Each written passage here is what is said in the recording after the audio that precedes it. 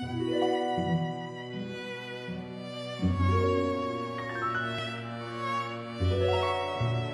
j'ai démarré dans le milieu de la fiction. J'étais assistant réalisateur de Pierre Chandorfer, Mathieu Kassovitz, entre autres. Et j'ai fait un premier court-métrage en 1994 qui s'appelle Les Nems moi non plus. Et après, depuis 2001, j'ai commencé à faire mes premiers documentaires. Et je crois que c'est quelque chose qui m'a vraiment passionné, quoi. Rencontrer les gens et voyager aussi. Mais c'est surtout les gens qui m'intéressent, en fait. Oui, oui, c'est un projet extrêmement personnel parce que depuis longtemps j'avais envie de parler du métissage, des Eurasiens, etc. Et il se trouve que j'ai un cousin germain, qui est donc le fils de la grande sœur de ma mère, et donc ce qu'on appelle un inconnu, un enfant d'un père inconnu français. Parce que ça, c'est sur tous les documents, les papiers officiels de ces gens, ils ont ce terme-là. Et en plus, ce qui est terrible, c'est qu'on dit aussi qu'ils sont de race française. C'est quand même des choses assez étonnantes.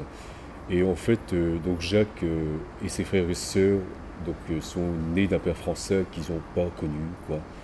Et à la fin de la guerre en 1954, ils ont été confiés à des orphelinats par leur mère, parce que juste après la guerre, être enfant de militaires français, comme dans toutes les guerres, hein, quand on a eu des enfants avec l'occupant, ça devient des sortes de parias, quoi.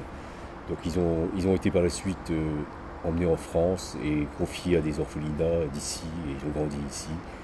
Et pour moi, ça a été souvent un tabou, hein. J'entendais souvent parler de ces histoires, mais quand on est enfant, on ne comprenait pas, mais en grandissant, Jacques a commencé à en parler, et je lui ai souvent dit, j'aimerais bien faire un film sur ça, sur toi, sur tes habits, etc. Et un jour, il a accepté, quoi.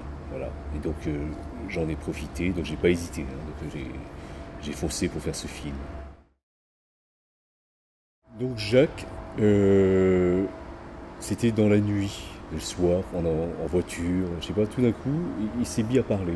Et il m'a raconté l'anecdote de lors d'une escale je crois que c'était au Sri Lanka, à Colombo. Donc c'est-à-dire que quand ils sont montés dans le bateau pour partir en France, chacun désignait un des militaires, un soldat qui avait dans le bateau, comme leur père. Et j'ai trouvé ça m'a tellement touché, quoi. Et il a accepté. Donc je lui ai dit, tu veux pas que je fasse un film, j'ai une caméra là, je viens chez toi demain, je reste pendant le week-end, est-ce qu'on peut commencer à faire une petite interview? Bon, ça n'a pas été facile. J'ai senti que ça commençait à bouillonner en lui, quoi. Et on a filmé cette séquence qu'on voit dans le film, hein, qui est vraiment en direct, quoi. C'est que moi, j'ai été surpris par tant de souffrance, par tant de douleur, quoi. Et après ça, j'ai laissé un petit peu reposer tout ça, puis je lui ai dit, j'aimerais bien continuer. Est-ce que tu pourrais me présenter tes amis? Voilà. Et par la suite, je les ai rencontrés les uns après les autres. Et le tournage a mis plus de 6 mois. C'est un film où il faut du temps. Ce n'est pas comme le marché de l'amour, on peut y aller peut-être avec quelques semaines, mais là il fallait beaucoup plus de temps pour déjà les convaincre, et puis pour ne pas... Parce qu'il faut beaucoup de respect quand on filme ce genre d'histoire et ce genre de blessures.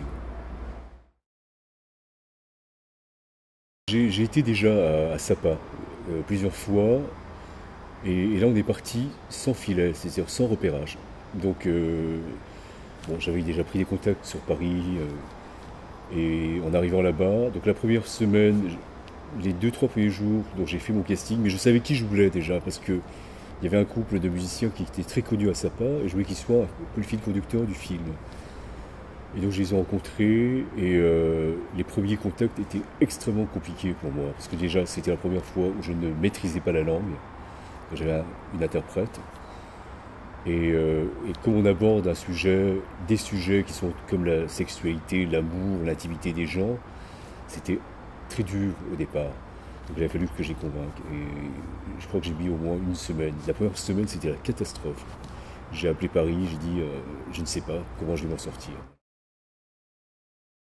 pense qu'avec un peu d'expérience, on peut trouver quand même des solutions. Je pense que tous les documentaristes que j'ai rencontrés vous diront la même chose. On ne peut pas faire de documentaire sans faire de mise en scène. Mais la mise en scène qu'on fait, en général, on essaie quand même de capter le réel, qu'on aura déjà vu auparavant lors des repérages ou en étant avec les gens, en étant sur place, en vivant avec eux, en mangeant avec eux, en dormant chez eux parfois. Et donc c'est à partir de là, on remet en scène des choses du quotidien. On intervient de temps en temps, on pose la caméra, on peut recommencer. Et je pense que moi, je fais partie de cette école. Et je pense que il y a d'autres gens qui font les choses autrement, mais voilà. En plus du fait que je viens de la fiction, donc j'ai vraiment envie qu'il y ait un cadre, que parfois je remets en situation. Voilà. Parce que dans la fiction, souvent, parfois on n'a pas besoin de texte, on dit à des comédiens, voilà pour cette séquence, est-ce que vous pourriez improviser? Et je prends une séquence comme Inconnu présumé français, où à un moment on voit Jacques et son copain, ils sont très copains, il y a Jacques et Maurice. Et on était dans le parc de leur centre, là où ils ont grandi. J'aurais dit, voilà, est-ce que vous pourriez marcher de là jusqu'à la maison et vous parler de votre enfance? Donc j'aurais proposé des thèmes comme la musique, la langue, le foot, voilà.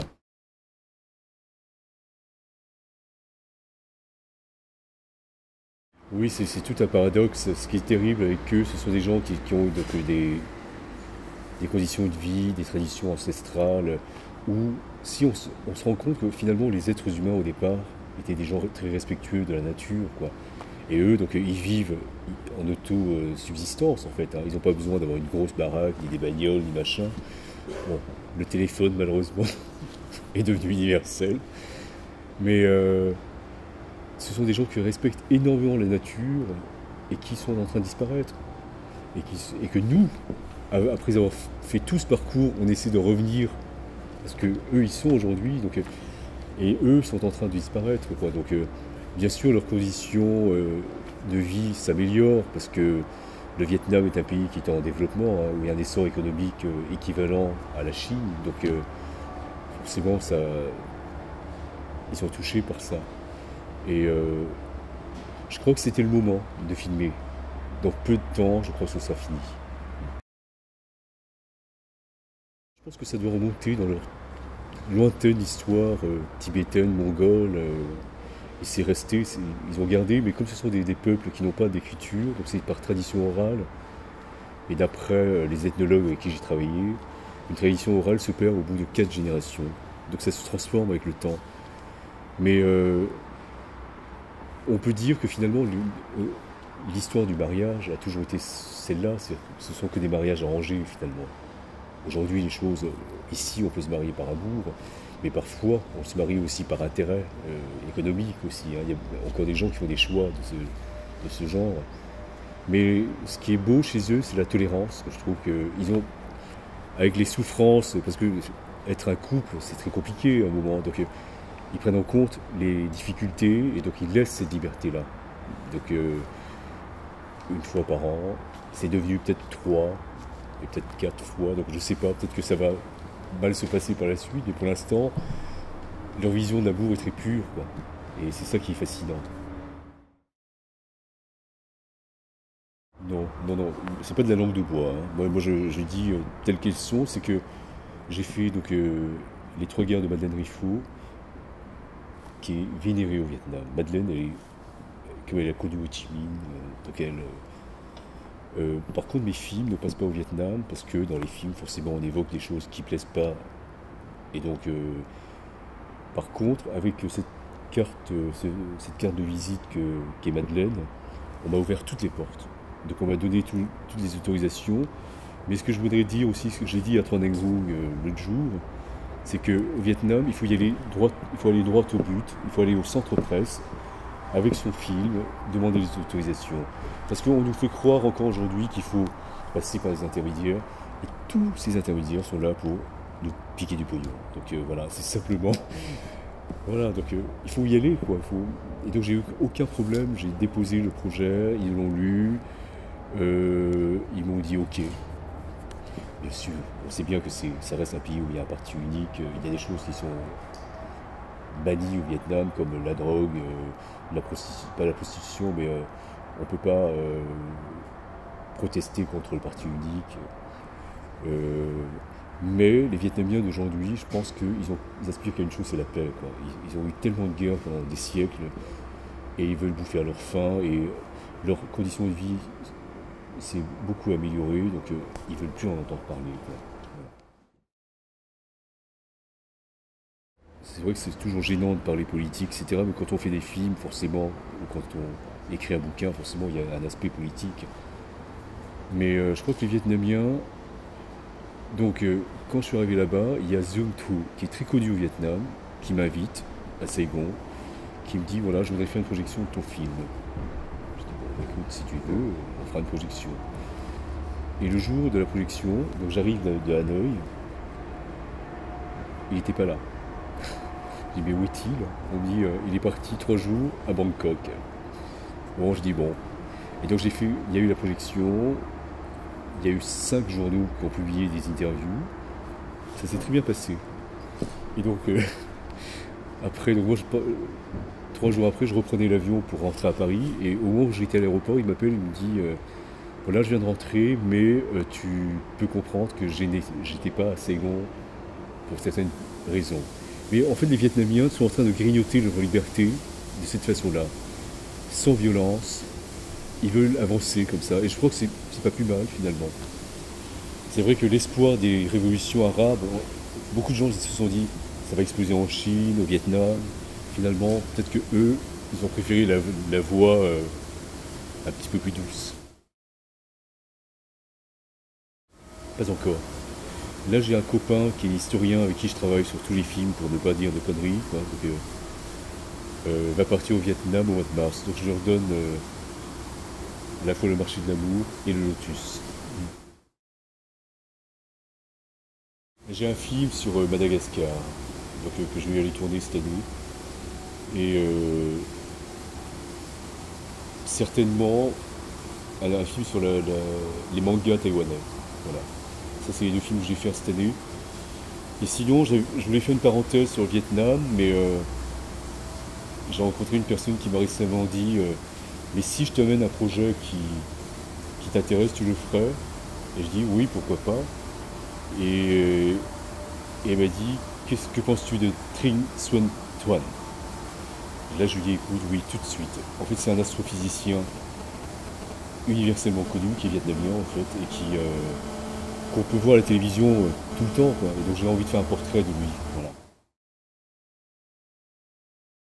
Oui, j'ai un projet, oui. J'ai un projet, j'ai fini le scénario là. Ce serait un film, j'espère, qui sortira en 2015. La première chose qui me vient à l'idée, c'est Blade Runner, hein. C'est le film de Ridley Scott. La scène lorsque Harrison Ford court après une des réplicantes, c'est pas Daryl Hannah, c'est l'autre, comment il s'appelle? Et il tire dessus et elle s'écroule contre les vitres qui tombent les unes après les autres. Et pour moi, c'est l'une des morts les plus cruelles, qui m'ont touché le plus, quoi. Alors que c'est qu'une réplicante. Faites des films et comme dit Madeleine Riffaut, résistez. Merci.